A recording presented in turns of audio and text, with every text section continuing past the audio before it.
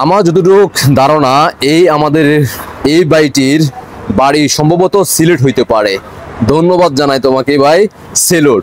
তোমার ভয়েস, তোমার কথা আমি মুগ্ধ। জানি না তুমি আমার ভিডিওটা দেখবে কিনা। তোমার এই ভিডিওটা আমার চোখের সামনে যখন আসলো আমি আর দেরি করতে পারলাম না। দেশবাসীকে দেখার সুযোগ করে দিবেন জয় বাংলা সৈনিকেরা, কারণ বাংলার মানুষ দেখতে হবে। আর এই ভাই যার উদ্দেশ্যে এই ভিডিওটা বানাইছে তাকেও দেখতে হবে। এইভাবে গর্জে উঠতে হবে দেশে প্রবাসে প্রত্যেক প্রান্তে জয় বাংলা সৈনিকেরা, ৭১ সৈনিকেরা, মুক্তিযোদ্ধা সৈনিকেরা, দেখতে থাকুন।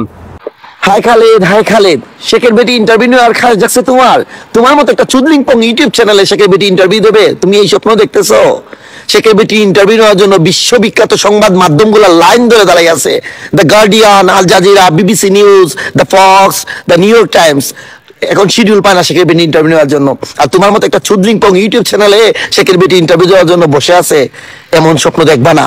তুমি ইন্টারভিউ নিবা পাকি বীজ, রাজাকারের বাচ্চা, গুলাম আজমের সন্তান। তুমি ইন্টারভিউ নিবা হাবাদুল্লাহ, সার্ভিস আলমদের মতো এইসব পাকি বীজদের, যারা ঝুলাইকে বিক্রি করে, যারা বুকা বাঙাল আপামর মানুষকে বুধাই বানাইয়ে এখন কোটি কোটি টাকা ইনকাম করতেছে। তুমি তাদের ইন্টারভিউ নিবা। শেখের বেটি তোমার মতো চুদলিংপং ইউটিউব চ্যানেলে ইন্টারভিউ দিবে না। মনে রাখবা, রয়টার্স শেখের বেটির ইন্টারভিউ একদম হেডলাইন আকারে গার্ড অফ অনারের ছবি দিয়ে প্রকাশ করে। আর তুমি এই স্বপ্ন দেখা বাদ দাও। এই পাকি বীজেরা শয়নে স্বপনে নিশীতে জাগরণে শুধু শেখের বেটিকেই দেখে। পুটকির হাগু যখন মাথায় নিয়ে ঘুমাতে যায়, এরা স্বপ্নে দেখে শেখের বেটি আর নাই। ঘুম থেকে উঠেই ফেসবুকে একটা গুজব রটায়। বিশ্বাস করেন, তখনও কিন্তু এদের হাগু মাথায় রয়ে গেছে। এই হাগুটা যখন ডাইভার্টের পুটকিতে আসে, এদের ভয়ে আতঙ্কে এরা থমকে যায়, কারণ এরা শুনে শেখের বেটি বীরদর্পে কথা বলতেছে। এই কথা বলা এদের মনের ভিতরে এত আতঙ্ক জুগায় যে এরা আবার আগামী রাতে যখন ঘুমাতে যায় এই শেখের বেটির নামে তসবিহ জপে আর মনে মনে দোয়া করে, আল্লাহ এইবার তুমি শেখের বেটিকে মেরে ফেলো।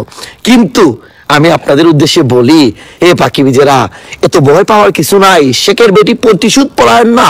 যদি তুমি দোষ করে না থাকো, যদি তুমি কোনো নিরীহ মানুষকে না মেরে থাকো, তাহলে তোমার ভয় নাই। তবে হ্যাঁ, তুমি যদি বাংলার একটা সাধারণ মানুষকে মেরে থাকো, তুমি যদি বাংলাদেশ আওয়ামী লীগের একজন নিরীহ কর্মীকে মেরে থাকো, তুমি ভয় পাও, তুমি ঘুমাতে যেও না, কারণ শেখের বেটি ফিরবে। আর এমন ভাবে ফিরবে যে তোমার ঘুম, প্রতিটা রাতের ঘুম হারাম হয়ে যাবে। আমি লাউড এবং ক্লিয়ারলি একটা কথা বলি, আপনারা সেটা নোট করে রাখতে পারেন।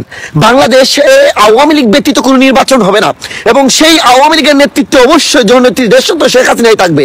শেখ হাসিনাকে মাইনাস করে কিংবা আওয়ামী লীগকে মাইনাস করে বাংলাদেশে ইউনিসের নেতৃত্বে কোনো নির্বাচন হবে না।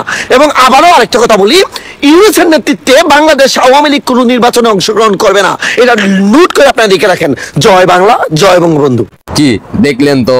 কেমন লাগলো আপনাদের কাছে? ভালোই লাগলো নাকি খারাপ লাগলো? অবশ্যই মন্তব্য করে যাবেন কমেন্টে। জয় বাংলা সৈনিক ভাই বোনদের দৃষ্টি আকর্ষণ করে বলবো, সর্বোচ্চ শেয়ার করবেন। এভাবে জয় বাংলা সৈনিকেরা যারাই প্রতিবাদ করবে, যারাই কথা বলবে দেশের দুর্দিনে এবং কি দলের দুর্দিনে, যারা কথা বলবে, কোনো লোক প্রতিবাদ করলেই তাদের ভিডিওগুলো সর্বোচ্চ শেয়ার করবেন, তাদেরকে উৎসাহিত দিবেন, তাদের পাশে দাঁড়াবেন। কারণ মাননীয় প্রধানমন্ত্রী শেখ হাসিনা যখন জুলাই আন্দোলনের সময় আমরা চুপ ছিলাম বলে তাই তারা অনলাইনে গুজব ছড়িয়ে মানুষদেরকে বিভ্রান্ত ফেলে রাজপথে নেমে আনতে বাধ্য করছিল। এই কারণেই ৫ই আগস্ট ঘটে। আশা করি বুঝতে পারছেন।